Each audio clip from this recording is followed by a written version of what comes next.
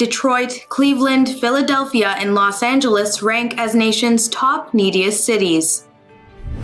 Police would have killed more January 6 rioters if they had been black, House security official. 447 civilians killed in war-torn Yemen in 2022. Paris mosque sues French writer Halal over anti-Muslim comments.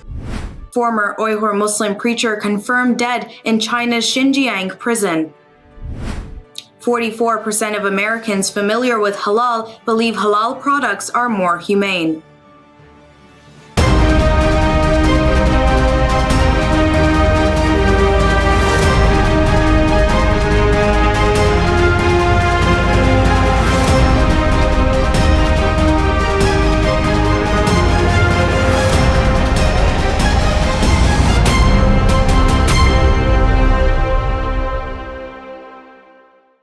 From Toronto studios, this is the Muslim News on Muslim Network TV. Assalamu alaikum, I'm Saamiyah Syed.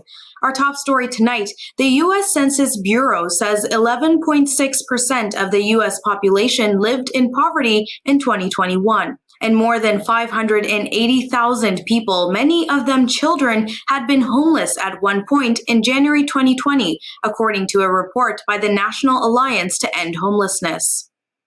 The report ranked 182 cities on 28 economic indicators, including child poverty, food insecurity, and inadequate kitchens. Detroit, Cleveland, Philadelphia, and Los Angeles ranked among the nation's 10 neediest cities, according to Wallet Hub. Detroit was found to be the neediest metropolis. 1 in 5 Detroit renters faced eviction this year, according to the Detroit News. Brownsville, Texas ranks second with 1/4 of the city's population living in poverty. That's twice the national average, according to a recent report in 24/7 Wall Street. Cleveland ranks third with a 29% poverty rate. It's the nation's second poorest large city behind Detroit. Without access to affordable housing or relatives and friends to bunk with, many people end up living on the streets or in shelters. U.S. Capitol Police would have used deadly force against January 6, 2021 rioters if they had been predominantly black. That's according to House Sergeant-at-Arms William Walker, who made the claim during the Congressional January 6 panel. Walker is black. He said the response would have been vastly different and a lot more heavy-handed if those were blacks trying to breach the Capitol. The January 6 attackers were predominantly white. According to official records, there was also a stunning lack of law enforcement and military officials protecting the Capitol. The officials present largely played defensive roles and, in some cases, allowed rioters access to the building, standing by while the mob ransacked the place. Walker, in his testimony, compared the police response to the White House rioters with that toward Black racial justice protesters following the police murder of George Floyd in 2020. In that case, police officers used tear gas, arrested protesters, and sometimes took actions that escalated the protests into uprisings, he said. A rise in ongoing Islamophobia post 9/11 has triggered a mental health crisis among Muslims. Now, Islamic centers and mosques are shifting towards seeking mental health care. Muslim attitudes towards mental illness are changing in the United States, along with the role of mosques. Since the COVID-19 pandemic, Muslims are more willing to engage in conversations about mental health issues, including suicide. Imams and religious leaders have responded to worsening mental health problems by taking mental health trainings. Mufti Farhan, a religious leader in New York, said imams are often the first responders to mental health crises. He added that because of the trust built over time. There's still a huge stigma surrounding mental health within Muslim communities, he said. Farhan has said that since COVID-19, he has seen an uptick in stories of domestic violence and familial disputes. He added that the children of immigrants often express feelings of isolation and misunderstanding because of their bicultural identity. High rates of poverty and unemployment in immigrant communities often make mental health treatment unaffordable. There are also other barriers, including finding a culturally competent therapist. Mosque leaders at the Islamic Center of Aurora, Colorado, hosted a self-defense class for women to combat anti-Muslim sentiments, threats, and crime.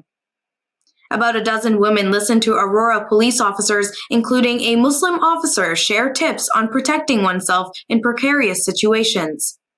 Officers provided general safety tips and pointers about suspicious activity, tailoring their advice to Muslim women. Since 2018, Aurora police have investigated 3 cases of bias-motivated crimes against Muslims. Not all such incidents are reported to police. However, Muslims nationwide have reported heightened Islamophobia in recent years. The Council on American Islamic Relations reported a 28% increase in hate crimes and bias-motivated incidents against Muslims in 2021. But the numbers from local law enforcement drastically are underreported or not reported at all in the FBI's database, the group reports. The United States earlier this month announced an up to $29 million contract to clean up dioxin contamination at the Bien Hoa Air Base in southern Vietnam. The base is near Ho Chi Minh City. The contamination was the result of the U.S. using herbicide Agent Orange during the Vietnam War. The U.S. and Vietnam can now work together on trade issues, climate change, and war legacies. The dioxin spraying, or Christmas bombings, occurred 50 years ago this month. America dropped 20,000 tons of bombs on Hanoi and Haiphong. Aller Grubbs is the Hanoi-based Vietnam mission director for the U.S. Agency for International Development. She said the contract will pave the way for the treatment phase. USAID finished a similar project in 2018 to clean up Agent Orange and other chemicals sprayed around Da Nang in central Vietnam. At least 447 civilians have been killed in fighting between Yemen's warring rivals this year, according to a rights group on Thursday. 35 women and 82 children were among the victims, the National Commission to investigate alleged violations to human rights said. Civilians were also injured in the violence, including children, the group added. The organization documented over 3,000 violations across Yemen in 2022, varying from torture, forced displacement, illegal arrests, home demolitions, to child recruitment. The commission blamed warring rivals for these violations. It blamed Houthi rebels for landmine explosions and child recruitment. Yemen has been embroiled in a civil war since 2014 between Saudi-led and U.S.-funded coalition and Houthi rebels. This has led to one of the world's worst humanitarian crises. A story on Jerusalem's Islamic Council warning of Israel militarizing Al-Aqsa Mosque comes with details after the break, so stay tuned and we will be right back after these messages.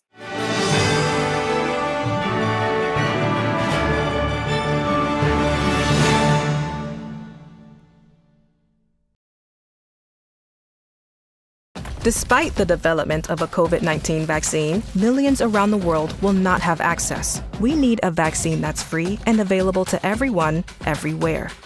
It's time for a people's vaccine. If I could be you, and you could be me for just 1 hour. If we could find a way to get inside each other's minds. Walk a mile in my shoes. Walk a mile in my shoes. Well, before you abuse, criticize, and accuse. Walk a mile in my shoes. There are 16 million children struggling with hunger in America. That's 1 in 5 daughters, sons, neighbors, and classmates who don't know where their next meal is coming from. Yet billions of pounds of good food go to waste every year. It's time we do something about it. Feeding America is a nationwide network of food banks that helps provide meals to millions of kids and families in need. Visit feedingamerica.org to help them feed even more. Together, we can solve hunger. Together, we're feeding America. Assalamu alaikum. This is Imam Malik Mujahid in Chicago. Just like you, I was moved by that Allahu Akbar lady.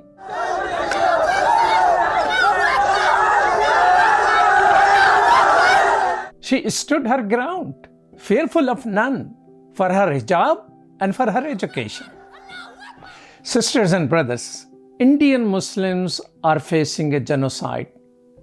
India does not care for Muslim protesting, but it does care for the world opinion. Therefore, we must push the United Nations. The UN has a responsibility to protect. They must prevent genocide. Please sign this UN petition now. Get others to sign. It will help. Trust me, it will help. We need 1 million signatures, brothers and sisters. Please sign now.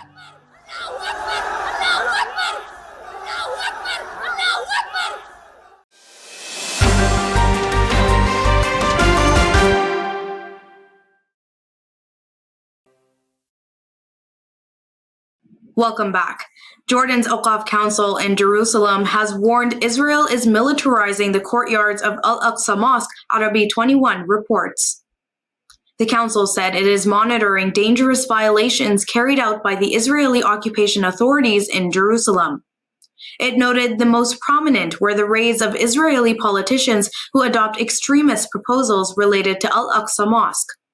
It said Israeli politicians desecrate Al-Aqsa Mosque using the Jewish holidays as a pretext to disclose their Judaization proposals.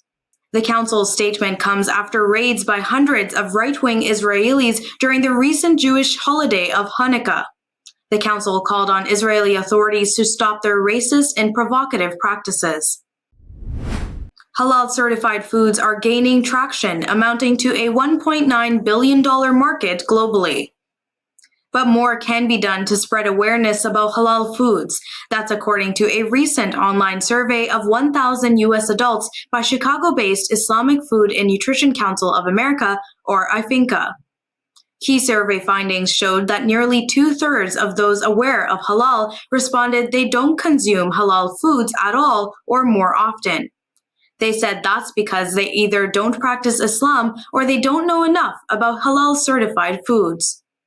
About 44% of Americans familiar with halal believe halal-certified food products are more humane. More than 40% said they felt halal food was fresher and healthier than non-halal-certified foods.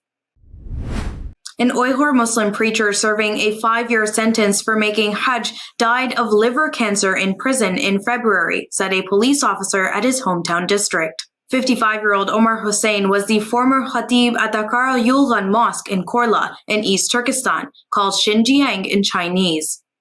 Authorities apprehended him in September 2017 amid a widespread crackdown on Islamic clergy and other prominent Uyghurs for traveling to Mecca in 2015. They also detained Hussein's 3 brothers in 2017.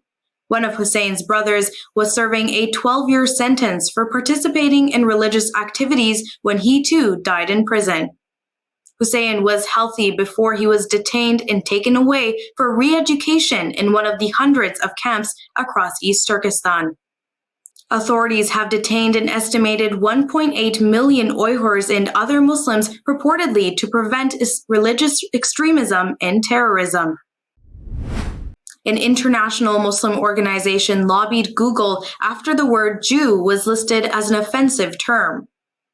The word was defined as a verb, meaning to bargain with someone in a miserly or petty way for most of the day Tuesday. The Global Imams Council sent a letter to Google headquarters in response to the anti-Semitic trope of Jews.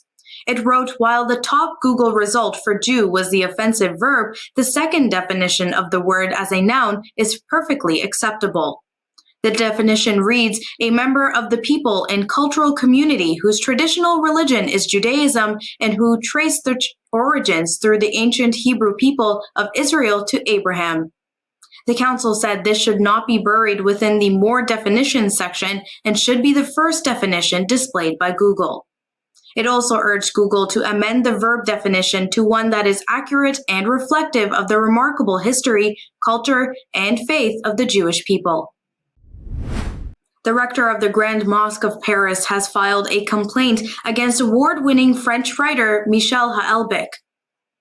The complaint was over staggeringly brutal comments Houellebecq made during an interview last month in the Front Populaire magazine. The mosque criticized the author for drawing divisions between native French people and the Muslims.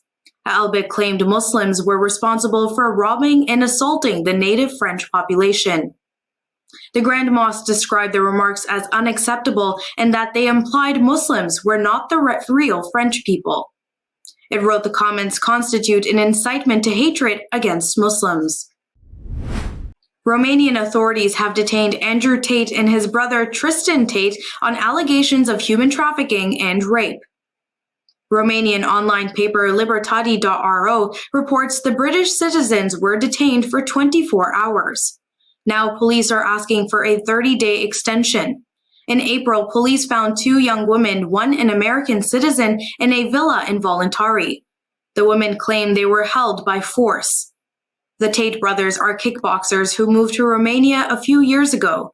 Andrew Tate has been banned by different social media platforms, but just had his account restored by Twitter. He is reported to have accepted Islam, sparking concern and controversy among Muslims. Coming up after the break is our in-depth analysis segment, so stay tuned and we will be right back after these messages.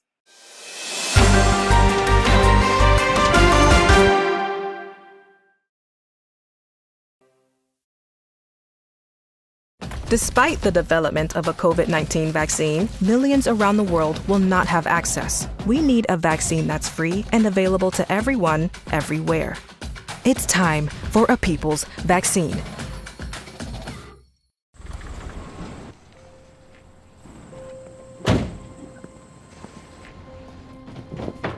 Dad, they took over my bedroom. Come on, come on. Okay, Dad. 1, 2, 3. Dad!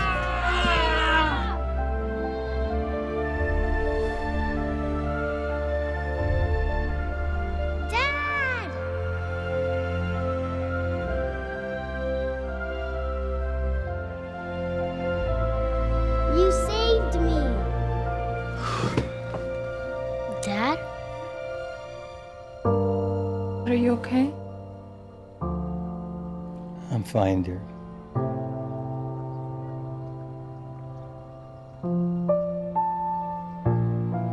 Your hero needs you now, and AARP is here to help. Find the care guides you need at aarp.org/caregiving.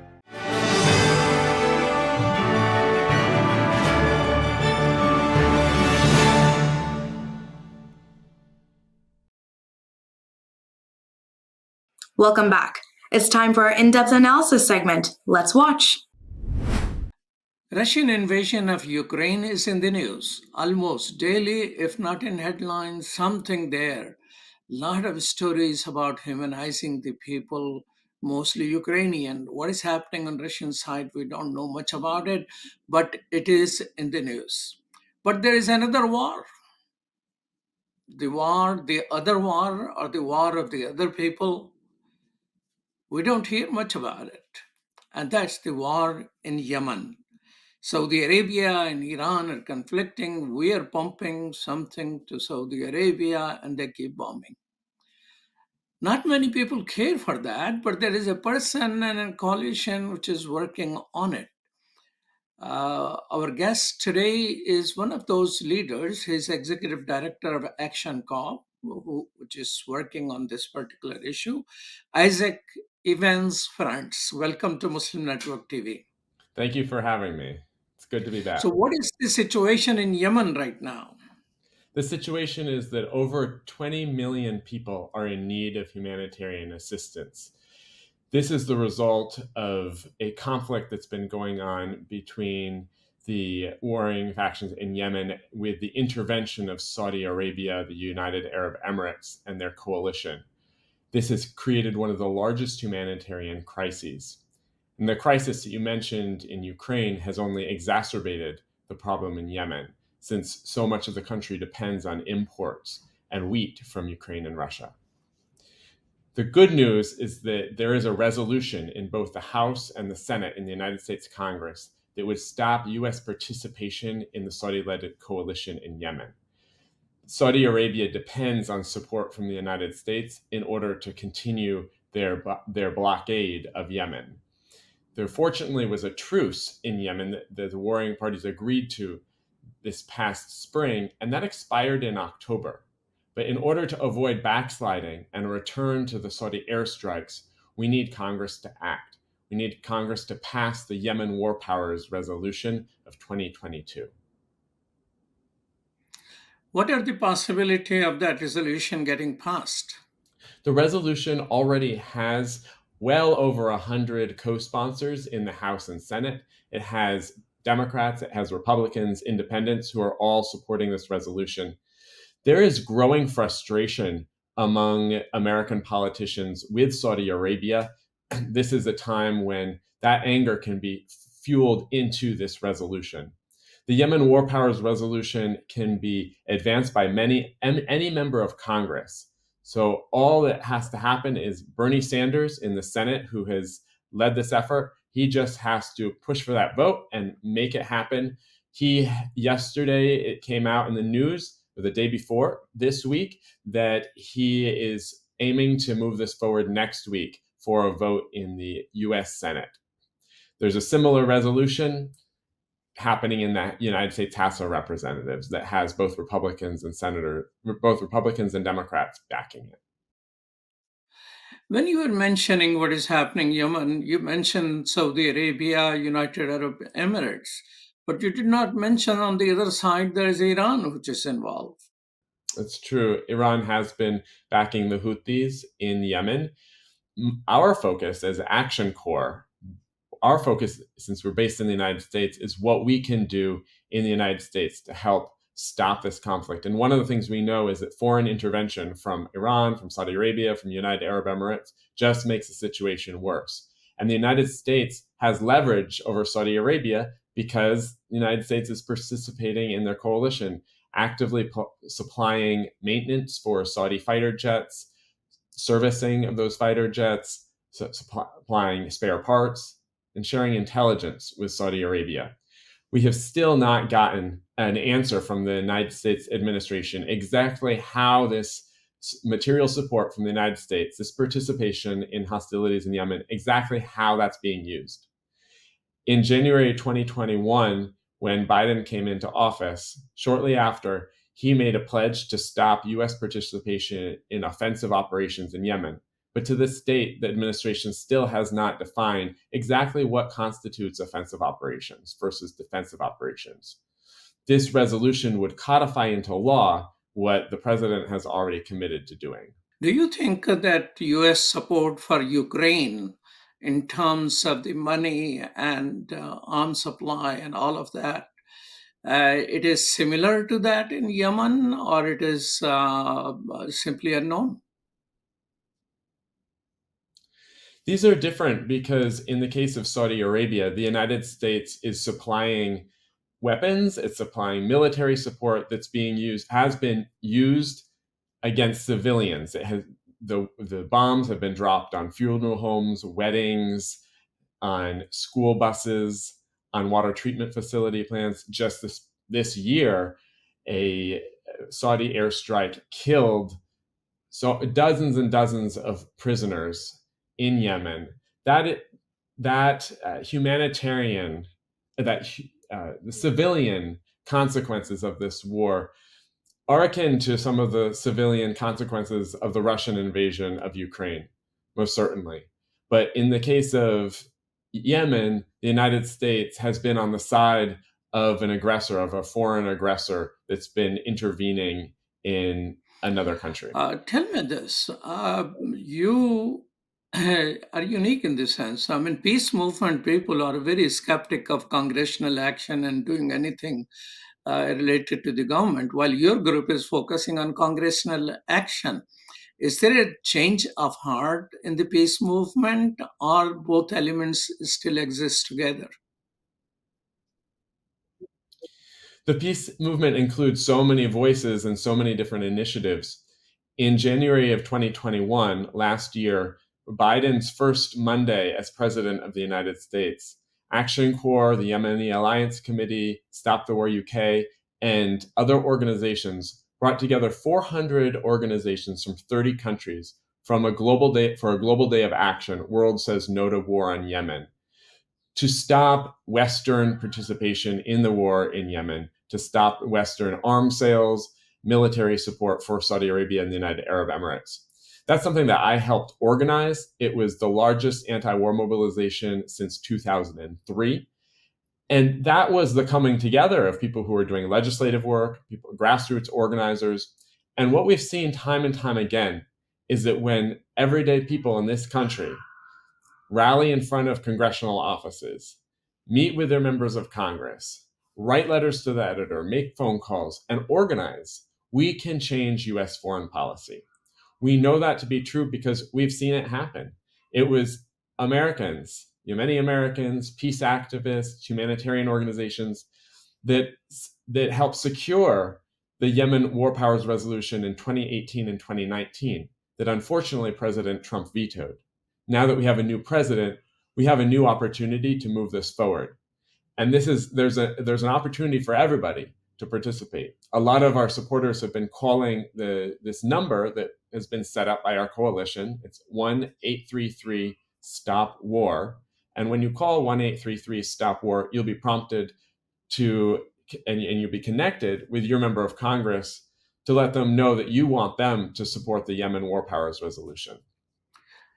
Share with me that your group, Action Corps, has been demonstrating in front of media. Why media fails to humanize what is the human tragedies there? Just here and there, some news item comes out. Why media has been ignoring this tragedy? You may be a better expert at this than I, as you are part of the media, and I appreciate your attention to this. This is something that so many Americans have forgotten about.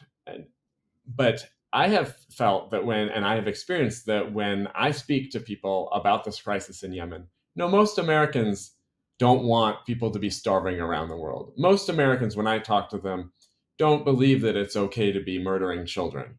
So I hope that the media will take renewed interest. And when we make news, the media will cover it. So for instance, this Yemen War Powers Resolution, in 2018, that got huge coverage when the Senate was voting on it. And just the fact that a vote happened on the Yemen War Powers Resolution helped change policy on the ground. It wasn't enough to stop the war, but it did make some serious difference. And so I believe that, again, with this Yemen War Powers Resolution, we can get the media attention that this conflict deserves. Well, thank you so much, Isaac, for your time. Thank you. Thank you so much. That's all from our Toronto studios tonight. Thank you for tuning in. You can find previous episodes and more on our YouTube or Facebook. For more content, keep watching Muslim Network TV or visit muslimnetwork.tv. Assalamu alaikum and good night.